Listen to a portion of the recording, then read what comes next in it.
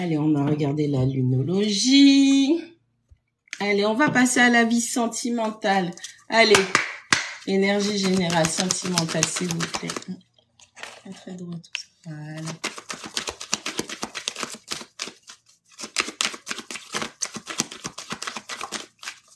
Allez, sentimentale. On vous demande de faire un effort. On vous dit que le grand amour mérite que vous respectiez chaque étape qui vous dirige vers lui. Travail du shadow work, on travaille, on respecte les étapes de lâcher prise, de guérison, de restauration, de s'ouvrir à l'amour, de travailler la relation si vous êtes déjà dans une relation, ou en tout cas de travailler, si vous êtes célibataire, travailler sur vous pour pouvoir attirer un amour sain et plus constructif dans votre vie. On vous demande de rester positif pour votre vie sentimentale. Il est important de nourrir des pensées positives et un dialogue positif qui soit interne et externe pour pouvoir manifester l'amour que vous souhaitez. Si vous n'avez pas travaillé vos blessures, vos douleurs, vos déceptions et que vous entrez dans une nouvelle relation avec ces blessures, malheureusement, vous pourriez risquer, vous et l'autre personne, pourriez risquer de tout gâcher simplement parce que vous êtes blessé et que vous n'avez pas travaillé sur votre guérison. Allez, on vous dit que votre vie sentimentale est affectée par le travail et les finances. On a des gens qui, quand ça va pas dans leur vie sentimentale, ce sont des personnes qui se réfugient dans le travail. On a des personnes qui aussi ont l'amour pour l'argent et qui préfèrent l'argent plutôt que leur vie sentimentale. Sauf que le souci, c'est qu'il faut avoir un équilibre. Chaque aspect de votre vie a son importance. Il y a des personnes qui aussi se mettent en relation simplement pour pouvoir profiter de l'aspect pécunier d'autres personnes. Tout a une importance et toi aussi, tu dois apprendre à te débrouiller dans ta vie. Ne base pas ta vie sentimentale sur l'argent, que sur le travail. Combien tu gagnes, tu bosses dans quoi, tu fais quel métier. Ça aussi, ça pourrait vous desservir. Vous pouvez tomber sur un très très gros con, une très très grosse conne, qui au final a un très bon poste, a beaucoup d'argent, et puis c'est un PN, ou quelqu'un qui, de par ses traumas, a décidé de prendre sa vengeance et détruire les gens, même sans s'en rendre compte.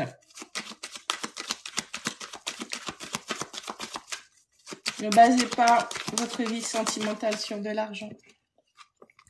Allez, la confiance. On vous dit que cette situation vous appelle à avoir la foi. Bien évidemment, encore une fois, je répète que ce sont vos croyances qui vont faire de façon à ce que vous aurez telle vie, telle situation. Ce sont vos pensées limitantes, vos aspirations qui vont faire que vous allez manifester tel type de situation dans votre vie. Si vous avez des pensées limitantes en amour et que vous méritez rien et que les gens sont toujours comme ça et vous arrive toujours ça, vous allez toujours finir par attirer le même type de situation et de personnes. C'est juste la forme qui change, mais le message est le même. N'oublie pas de te valoriser donc et confiance en ta situation sentimentale et fais les meilleurs choix. Allez, pour certaines personnes, on vous dit que vous pouvez aimer en toute sécurité. Ouvrez votre cœur pour donner et recevoir la plus grande et la plus belle et la plus haute énergie de toutes, c'est l'amour. Donc, c'est important que vous compreniez que l'amour, ça fait pas mal. Ce sont les gens qui ne savent pas aimer. Ce sont les gens qui sont blessés, qui n'ont pas travaillé sur ces blessures. L'amour, c'est trouver l'équilibre entre donner et recevoir. Chaque personne, bien évidemment, a son langage de l'amour. Chaque personne a sa façon de communiquer comment il ou elle aime. Vous ne devez pas bloquer sur ça. On vous parle des red flags. Les red flags par rapport aux personnes qui vous entourent, attention à ne pas y aller. Et les red flags sur vous aussi, vos comportements, ce qui fait que vous aussi vous êtes un danger pour les autres. Vous aussi vous êtes un destructeur, une destructrice potentielle. Travaillez sur vous encore une fois. On vous dit que les signes vous avertissent. Vous savez voir pour les autres PN et ceci et cela. Est-ce que vous êtes vous déjà analysé? C'est important aussi.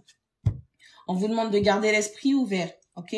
On vous dit que la personne que vous avez l'habitude de fréquenter ne correspondra pas, la personne que vous allez attirer, ne va pas du tout correspondre au même genre que vous avez l'habitude de fréquenter. C'est une personne qui va changer de tout au tout. Vous serez même peut-être déstabilisé par rapport à cette nouvelle personne, simplement parce que vous avez une réponse émotionnelle traumatique. C'est pour ça que vous choisissez certains partenaires. Et tant que vous n'avez pas travaillé sur ça, tant que vous n'avez pas réglé ça, vous allez attirer toujours ces mêmes personnes qui vont vous aider à finir de clôturer ces leçons et ces chapitres.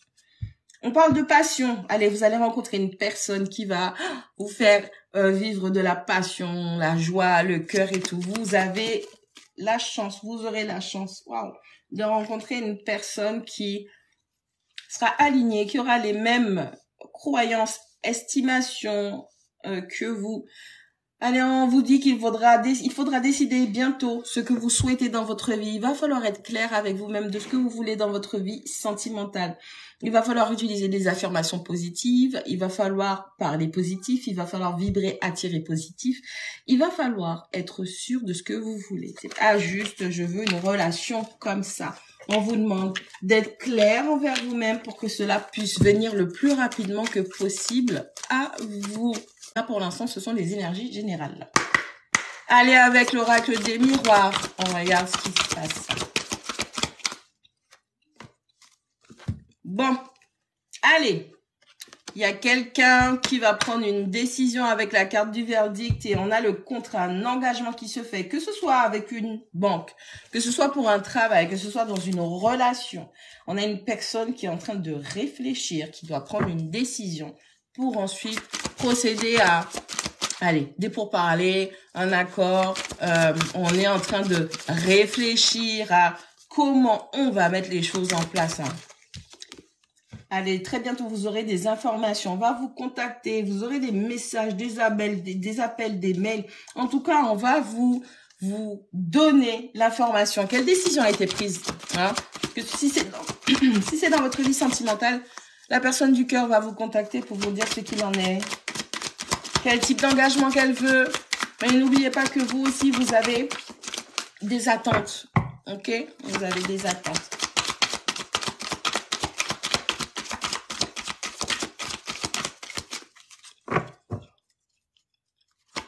Allez. On a du retard. On a énormément de choses qui ne se sont pas manifestées. Énormément de choses qui ont pris du retard.